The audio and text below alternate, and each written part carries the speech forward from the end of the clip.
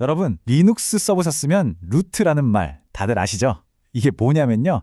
시스템의 모든 문을 열 수 있는 마스터키 같은 거예요. 엄청 편리하죠? 근데 만약에 이 마스터키를 도둑 맞으면? 와, 상상만 해도 끔찍하죠? 시스템 전체가 그냥 통째로 넘어가는 겁니다. 그래서 오늘은요, 이 위험천만한 마스터키를 잘게 수십 개의 개별 열쇠로 나누는 아주 똑똑한 방법을 얘기해 보려고 해요. 바로 리눅스의 케이퍼빌리티스입니다. 슈퍼유저라는 절대 권력을 어떻게 안전하게 분해하는지 지금부터 저랑 같이 한번 파헤쳐 보시죠. 옛날 유닉스 보안 모델은요, 진짜 극단적이었어요. 딱 두 종류만 있었던 거죠.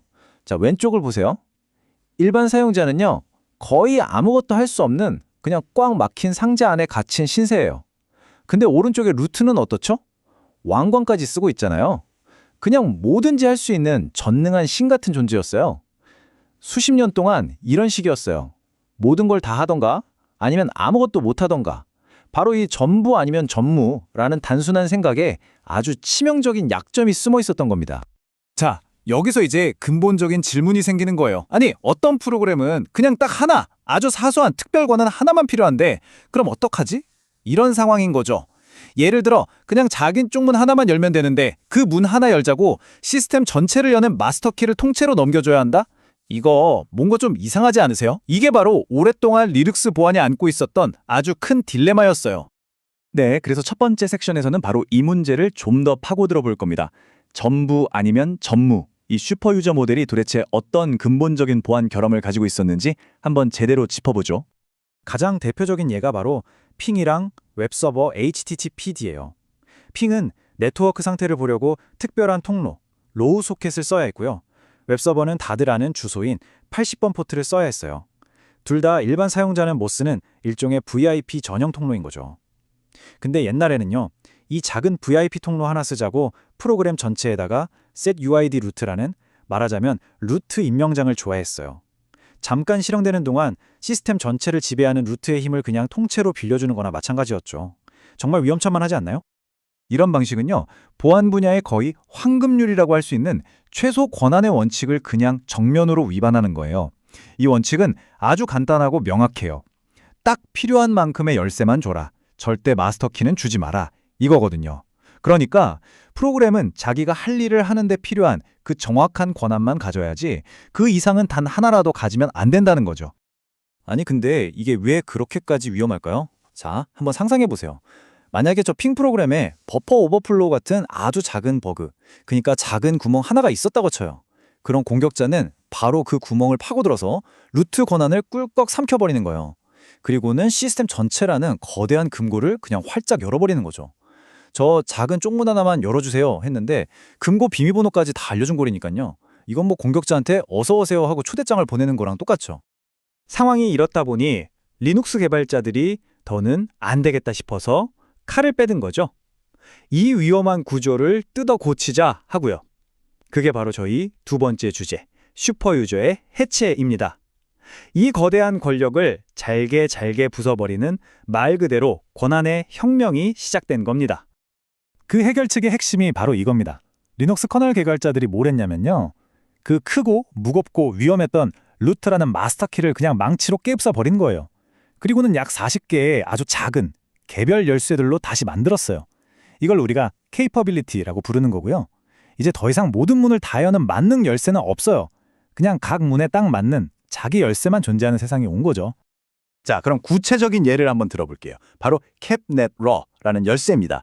이 열쇠의 능력은 딱 하나예요. 로우 소켓이나 패킷 소켓이라는 특별한 네트워크 통로를 사용할 수 있게 해주는 거죠. 그러니까 이제 핑이나 TCP 덤프 같은 프로그램들은 위험하게 시스템 마스터키를 빌릴 필요가 전혀 없어요. 그냥 이 캡넷러라는 자기 전용 열쇠 하나만 있으면 되는 겁니다. 훨씬 안전하죠? 하나 더 볼까요? 캡넷 바인드 서비스라는 열쇠도 있어요. 이건 또 뭐냐면 1024번 아래의 VIP 전용 포트, 예를 들어 웹서버가 쓰는 80번 포트 같은 곳에 서비스를 연결할 수 있게 해주는 권한이에요. 덕분에 이제 웹서버 같은 중요한 서비스들을 굳이 위험하게 루트 계정으로 돌릴 필요가 없어진 거예요. 그냥 이 열쇠 하나만 딱 쥐어준 일반 계정으로도 얼마든지 안전하게 운영할 수 있게 된 거죠. 엄청난 발전이죠. 자, 그런데 여기서 궁금한 점이 생기죠. 이 수십 개나 되는 열쇠들을 커널이 어떻게 안 헷갈리고 관리할까요? 그냥 주머니에 아무렇게나 쑤셔놓고 다니는 건 아닐 거 아니에요? 맞습니다. 여기에는 아주 정교하게 설계된 5가지 규칙의 세트가 존재합니다. 와, 표를 보니까 갑자기 좀 복잡해 보이죠? 괜찮아요. 제가 열쇠 꾸러미에 비유해서 아주 쉽게 설명해 드릴게요. 자, 일단 제일 중요한 2개부터 딱 기억하세요. 첫 번째, 퍼미티드. 이건 말 그대로 여러분이 허리에 차고 있는 열쇠 꾸러미 전체예요. 내가 가질 수 있는 모든 잠재적인 열쇠들의 목록인 거죠. 두 번째는 이펙티브. 이건 그 많은 열쇠 중에 지금 당장 문을 열려고 자물쇠 딱 꽂아서 돌리고 있는 바로 그 열쇠입니다. 현재 효과를 발휘하고 있는 활성화된 권한이라는 뜻이죠. 자, 이 2개만 이해하면 나머지는 쉬워요. 이네리터블은 내가 새로 뽑은 부하 직원한테 이 열쇠들은 복사해서 써도 좋아 하고 허락해주는 목록이에요. 자식 프로세스한테 물려줄 수 있는 권한이죠. 바운딩은 일종의 절대 규칙이에요. 우리 건물에서는 그 누구도 절대 금고 열쇠는 가질 수 없어 하는 것처럼 프로세스가 무슨 짓을 하더라도 절대 얻을 수 없는 권한의 상한선입니다. 마지막으로 앰비언트는 요즘 도커 같은 컨테이너 환경에서 아주 중요한데요. 이건 뭐랄까, 임시 작업자한테 오늘 하루 동안은 저기 A 구역만 들어갈 수 있어요 하고 임시 출입증을 주는 것과 비슷하다고 생각하시면 됩니다. 자, 그럼 4번째 주제로 넘어가 볼까요? 이제 이론은 이쯤 하고요. 그럼 실제 우리 시스템에서 관리자들이 이 케이퍼빌리티들을 어떻게 다루는지 한번 직접 손에 흙을 묻혀볼 시간입니다. 실전으로 들어가 보죠. 시스템 관리자가 낡고 위험한 핑 프로그램을 어떻게 최신식으로 안전하게 바꾸는지 딱 3단계로 보여드릴게요. 자, 1단계. 먼저 chmod 명령으로 기존의 위험한 연결고리, 그러니까 루트 권한을 빌려 쓰던 SUID를 가차없이 끊어버립니다. 2단계. 그 다음 setCap 명령으로 마스터키 대신에 너는 이제부터 이 capnet row라는 전용 열쇠 하나만 써 하고 똑똑하게 권한을 쥐어주는 거죠. 그리고 마지막 3단계. getCap으로 어디 보자, 전용 열쇠가 잘 쥐어졌나? 하고 확인하면 끝입니다. 어때요? 훨씬 안전하고 깔끔해졌죠? 아, 여기서 아까 플러스 EP라는 게 나왔는데 이게 뭔지 궁금하실 수 있겠네요. 간단해요. E는 effective, 즉 이 열쇠를 받자마자 바로 쓸 수 있게 활성화시켜준다는 뜻이고요. P는 permitted, 열쇠 꾸러미에 이 열쇠를 가질 수 있도록 허용해준다는 뜻입니다. 그래서 보통은 이 2개를 한 세트로 같이 주는 거예요. 자, 그런데 말이죠. 여기서 와, 이제 리눅스 보안은 완벽해졌구나 하고 끝나면 너무 동화 같은 이야기겠죠?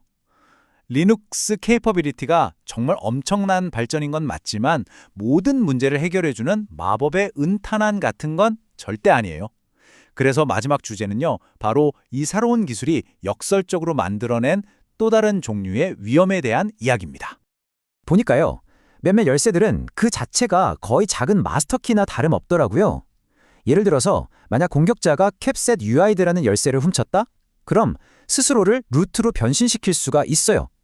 또 캡덱 오버라이드라는 열쇠를 손에 넣으면요, 모든 파일의 잠금 장치를 그냥 무시하고 ETC 섀도우 같은 아주 민감한 비밀 문서를 마음대로 훔쳐볼 수 있게 됩니다. 결국 뭐예요? 일부 강력한 케이퍼빌리티들은 이름만 케이퍼빌리티지 사실상 루트 권한이랑 다를 바가 없는 겁니다. 그 중에서도 끝판왕, 가장 악명 높은 녀석이 바로 캡시스 애드민입니다. 이 권한은요, 할 수 있는 게 너무 많아요. 파일 시스템을 붙였다 뗐다 하는 것부터 시작해서 온갖 네트워크 설정까지 거의 모든 관리 작업을 다 할 수 있다 보니까 관리자들이 그냥 편하다는 이유로 이걸 남용하는 경우가 굉장히 많습니다. 그래서 보안 전문가들이 이 케이프 SYS 애드민을 뭐라고 부르는지 아세요? 바로 새로운 루트라고 부릅니다. 아주 의미심장한 별명이죠. 슈퍼유저라는 거대한 용을 겨우 물리쳤다고 생각했는데 알고 보니 그 용의 이름을 물려받은 또 다른 존재가 나타난 셈이니까요. 이렇게 되면 우리는 결국 처음의 질문으로 다시 돌아오게 됩니다. 우리는 과연 슈퍼유저라는 절대 권력을 정말로 물리친 걸까요? 아니면 그냥 그 권력에 캡시스 애드민이라는 새로운 이름표만 붙여준 건 아닐까요? 이 질문에 대한 답을 끊임없이 고민하고 찾아 나가는 것, 그게 바로 오늘날 리눅스 보안 전문가들이 마주한 여전히 끝나지 않은 숙제가 아닐까 싶습니다.